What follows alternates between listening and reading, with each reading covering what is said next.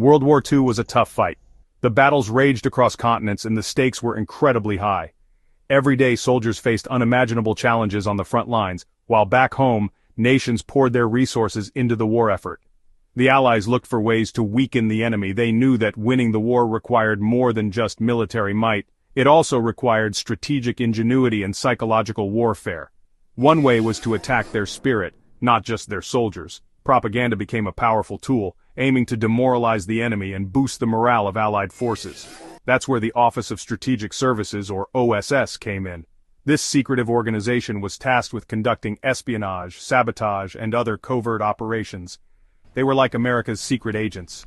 Trained in the art of deception and skilled in various forms of combat, these operatives were the unsung heroes of the war. They did dangerous and tricky missions. From gathering intelligence behind enemy lines to orchestrating sabotage, their work was both risky and crucial. One of these was Operation Cornflakes. This unique mission aimed to infiltrate the German postal system with subversive materials. The OSS wanted to get information to people in Germany. They needed to reach the German populace with messages that could undermine Nazi propaganda. They couldn't just send it openly. The Nazis controlled everything. Every piece of mail was scrutinized, and any hint of dissent was swiftly dealt with. So, they came up with a plan, used the German mail system against them. By creating fake mail that looked authentic, they hoped to slip their messages past the watchful eyes of the Nazi regime. It was a long shot, but they had to try. The success of this operation could mean a significant blow to Nazi control and a boost to the Allied cause. The OSS was full of brave men and women who believed in their mission. Their courage and dedication were instrumental in the fight for freedom and democracy. The OSS knew that German mail trains were important. They carried letters and packages all over the country. If they could get propaganda onto those trains, it could reach many Germans. But first, they had to find a way to stop the trains without destroying the mail. They decided to bomb the trains, but not directly. They targeted the tracks ahead of the trains. This would cause the trains to derail, but hopefully not damage the mail too badly. It was a risky plan, but the OSS was willing to take the risk. The fate of the free world might depend on it. Once the trains were stopped, the OSS had to act fast. They had special teams ready to go. These teams parachuted into the areas where the trains were stopped. They carried with them bags of fake mail. These bags looked real, but inside was anti-Nazi propaganda. The OSS agents planted these bags among the real mail. They worked quickly and carefully, knowing they were in enemy territory. Their goal was to make everything look like an accident. If the Germans realized what happened, the mission would fail. Section 4. Blending in propaganda in disguise. The propaganda came in many forms, each meticulously crafted to deceive and influence. Some were leaflets that looked like official German documents, complete with authentic-looking seals and signatures. They told of German losses and the horrors of the Nazi regime, aiming to demoralize the German populace and weaken their resolve. Others were fake letters, designed to look like they were from friends or family members, filled with personal anecdotes and emotional appeals.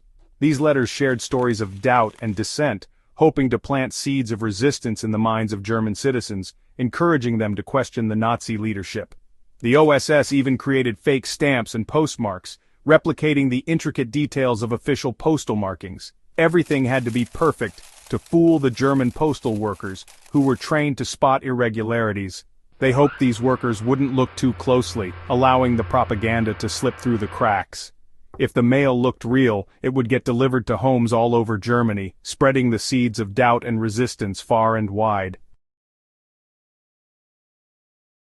Section 5. Operation Cornflakes, a lasting legacy. Operation Cornflakes might seem strange today, but it showed how committed the Allies were to fighting on all fronts.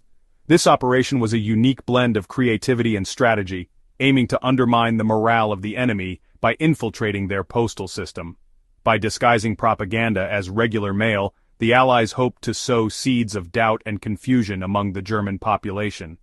We may never know how many minds were changed by those fake letters and leaflets. However, the very act of sending them demonstrated a deep understanding of psychological warfare. It was a testament to the lengths the Allies were willing to go to win the hearts and minds of people living under Nazi rule. But the mission reminds us that even in war, words can be powerful weapons. The leaflets and letters were crafted to exploit the fears and hopes of the German people, making them question their leaders and the war effort. This psychological tactic was as crucial as any battlefield strategy. Operation Cornflakes had a lasting impact on psychological warfare.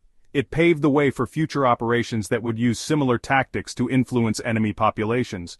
The success of this mission showed that psychological operations could be just as effective as traditional military campaigns. It showed how important it is to understand the enemy's culture and use it against them. By tapping into the everyday lives of German citizens, the Allies were able to create a sense of unease and mistrust within the population. This cultural intelligence was a key component of the operation's success. The mission also highlighted the power of doubt and the importance of getting information to people living under oppressive regimes. By providing an alternative narrative, the Allies gave hope to those who were resisting from within, showing them that they were not alone in their struggle. Operation Cornflakes serves as a reminder that victory in war requires more than just military might. It also requires ingenuity, courage, and a deep understanding of the human heart. The operation's legacy lives on as a testament to the power of psychological warfare and the enduring impact of strategic creativity.